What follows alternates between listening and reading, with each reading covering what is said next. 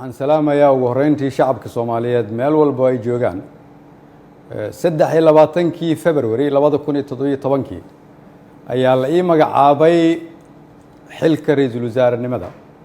qiyaastii 1247 maalmood ayaa ka soo wareegtay muddadaas 3 sano iyo barka ah waxaan dalka Soomaaliyeed ugu adeegayay daacadnimo karti iyo hufnaan anigoo aaminsan inay ahayd waajib dalkayga iyo dadkayga iga saaran muddadaas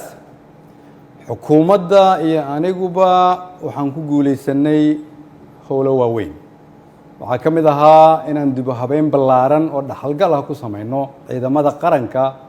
oo maanta soo gaaray meel ay u diyaarsan yihiin inay la wareegaan amniga guud ee dalka inaan dib u habeyn ballaaran ku samaynay nidaamka maaliyadda dalkeenna oo dunidu noo soo istaagtay soo celinay kalsoonidii uu caalamku nagu qabay kuna qabay hay'adaheena dhaqaale oo inoo saamaxday in laynaga cafiyo deyn lagu lahaa dalkeenna muddo dheer dadaalkaasi waxa uu ku dhacay soo jeed iyo iyadoo la geliyey wakhti badan waxaan la dagaalanay musuqmaasuqa waxaan gudbinay shuruucdii ugu badnaa ee xukuumadda ay gudbiso waxaan ku guuleysanay mushaarka shaqaalaha bixinteeda iyo mushaarka ciidanka oo bil walba laga soo bilaabo Janaayo 2017 uu qof waliba qaatay waxaan ku guuleysanay dowlad wanaag iyo amaano waxaan ku guuleysanay annagoo dib u soo nooleynay sharaftii ummadda Soomaaliyeed si loo ilaaliyo dhammaan guulahaas ay xukuumadda iyo shacabka Soomaaliyeed gaareen dhammaan shacabka Soomaaliyeed oo qayb ka ahaa rabana in la sii joogteeyo waxaa lagama maarmaan ah ilaalinta nidaamka awood isku wareejinta dalka oo si dimuqraadi ah u dhacda anigoo gudanaya waajibka arrinkaas iga saaran ayaan xukuumadda faray inay ka shaqeyso in dalku aado doorasho lagana fogaado muddo kororsi oo dhalin kara khalkhal siyaasadeed mid amni iyo mid dhaqaale waxaan ka shaqeynay isu keenidda dowlad goboleedyada iyo dowladda federaalka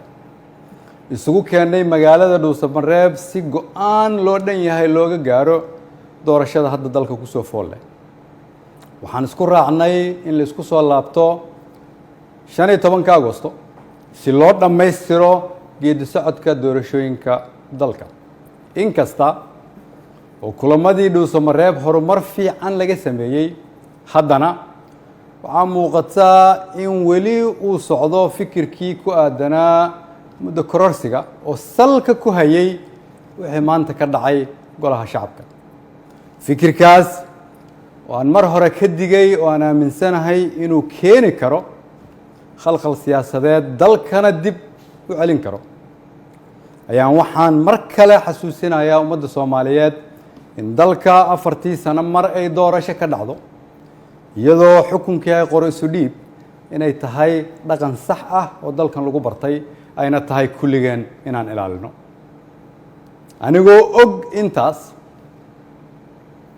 anigoo og in wixii maanta golaha shacabka ka dhacay ay ahaayeen sharci darro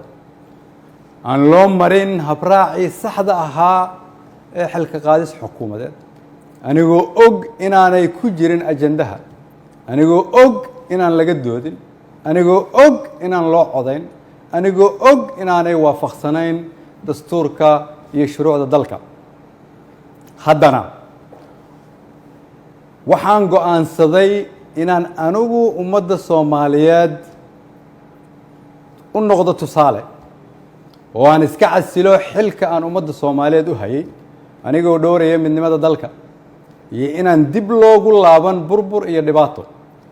si aan ugu tiro shacabka Soomaaliyeed qaybna aanan uga noqon khalkhal iyo dib u dhac siyaasadeed oo dalka ku dhaca mid dhaqaale iyo mid amni mid bulsho ayaan sida ummadda Soomaaliyeed ugu baratay waxaan u noqonayaa tusaale inaanan marna halkan xukun u joogin laakiin aan u joogay inaan shacabka Soomaaliyeed u adeego